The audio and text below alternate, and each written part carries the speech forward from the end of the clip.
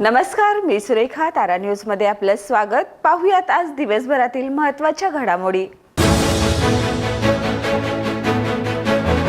शिवराळ भाषेत रील्स बनवणं तरुणांना पडलं महागात. पोलिसांनी घेतला त्यांचा चांगलाच समाचार.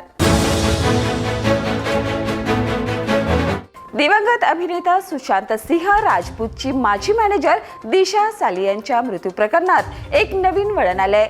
दिशाचे वडील सतीश सालियान यांनी मुंबई उच्च न्यायालयात याचिका दाखल करून दावा केलाय की दिशाचा मृत्यू अपघाती नव्हता, तर तिच्यावर सामूहिक बलात्कार करून तिची हत्या करण्यात आली होती.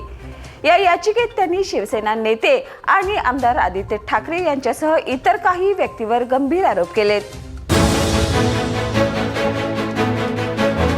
राज्यातील राज्य शिक्षण मंडळाच्या शाळांमध्ये यंदाच्या शैक्षणिक वर्षापासून सीबीएसई अभ्यासक्रम लागू करण्यासंबंधी सूचना देण्यात आल्या आहेत.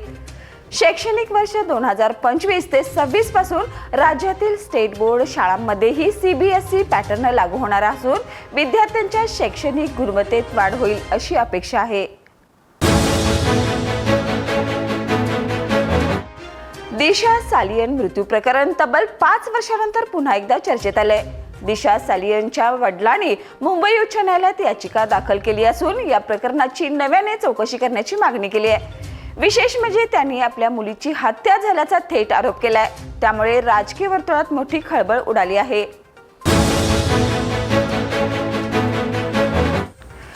बोईंग स्टारलाइनरच्या तांत्रिक बिघाडामुळे अवघ्या काही दिवसाचे अंतराळ मिशन तब्बल 9 महिन्याचे झाले.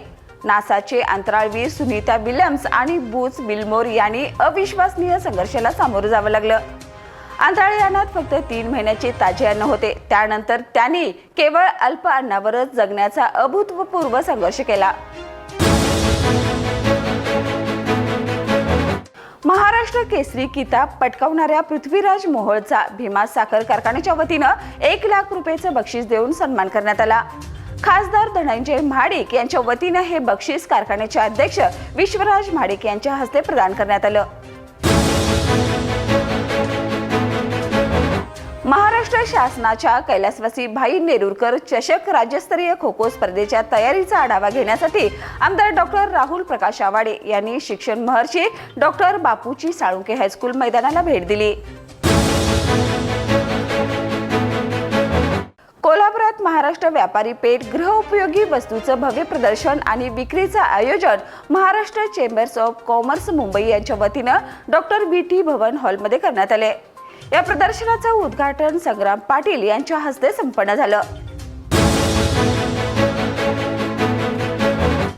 रंगपंचमीच्या निमित्ताने भारतीय जनता पक्षातर्फे अंबाई टँक येथे भव्य भगवा रंगोत्सव साजरा करण्यात आला. विशेष म्हणजे हा सोहळा महिलांसाठी आगळा वेगळा रंगोत्सव ठरला.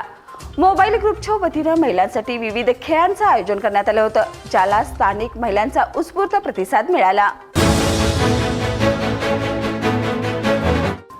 इचलकरंजी शहराला पाणी पुरवठा करणाऱ्या कृष्णा योजनेतील नवीन पाईपलाईन बदलीचं काम सध्या शिरढोण येथे वेगाने सुरू आहे. या कामाची प्रत्यक्ष पाहणी करण्यासाठी आमदार डॉक्टर राहुल प्रकाश आवाडे यांनी भेट देऊन परिस्थितीचा आढावा घेतला.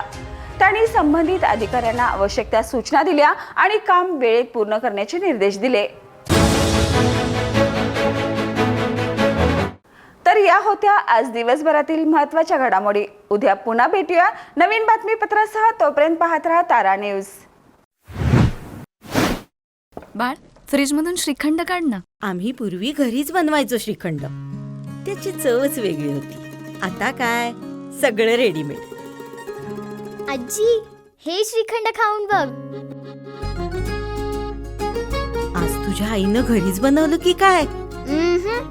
हे आहे गोकुळचं श्रीखंड. अगदी जिभेवर रेंगाळणार. जिभेवरच नाही तर मनावरही रेंगाळणार. गोकुळ श्रीखंड, मनावर रेंगाळणार.